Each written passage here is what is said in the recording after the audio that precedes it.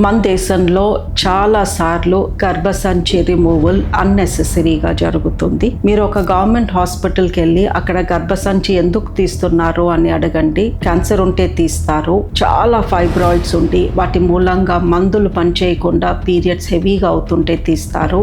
Adenomyosis అనే problem ఉండి విపరీతమైన పీరియడ్ పెయిన్ ఉంది, బట్ అది అన్కంట్రోలబుల్ గా ఉంది, మాత్రలకి తగ్గట్లేదు అంటే తీస్తారు. ఈ 3 కారణాలకి తప్ప మీకు ఒక గవర్నమెంట్ హాస్పిటల్లో యూజువలీ హిస్టరెక్టమీ అనేది జరగదు. ఆఫ్ కోర్స్ యూట్రస్ మొత్తం జారిపోయి ప్రొలాప్స్ అయిపోయి కాళ్ళ మధ్యలో వేలాడుతుంది అంటే ఇక తీయక తప్పదు, తీస్తాము. బట్ మీరు ఒక ప్రైవేట్ సెటప్లో చూస్తే చాలా సార్లు హెవీ పీరియడ్స్కి లేదా 1, 2 లేదా ఈవెన్ 3, 4 చిన్న చిన్న ఫైబ్రాయిడ్స్కి కూడా హిస్టరెక్టమీ జరుగుతుంది. అండ్ ఎస్పెషలీ 45 to 52 మధ్యలో లేడీస్కి మెనోపాజ్ వచ్చే 2 years ముందు హార్మోన్ ఇంబ్యాలెన్స్ జరుగుతుంది. ఈ హార్మోన్ ఇంబ్యాలెన్స్ ఉన్న టైంలో పీరియడ్స్ దగ్గరగా బాగా హెవీగా రావచ్చు, అలాగే దూరంగా లైట్గా కూడా రావచ్చు, లేదా 2 జరుగుతాయి. ఆబ్వియస్లీ గైనకాలజిస్ట్ దగ్గరికి వెళ్తారు అండ్ అప్పుడు అర్థమవుతుంది మాకు వీళ్ళకి ఒక చిన్న ఫైబ్రాయిడ్ ఉంది లేదా ఒక చిన్న పాలిప్ ఉంది, వీళ్ళని మందులతో మనం నయం చేయొచ్చు అని తెలిసి కూడా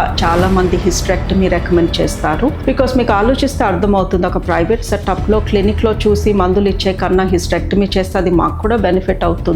సో గర్భసంచి రిమూవల్ కి చాలా కొన్ని కారణాలే ఉన్నాయి. మీరు గర్భసంచి తీపించుకునే ముందు ఆల్వేస్ మీ డాక్టర్ కానీ మీరు హిస్టరెక్టమీ చేయించుకోండి అని అడ్వైస్ ఇస్తున్నారు అంటే I think it is better you take a second opinion.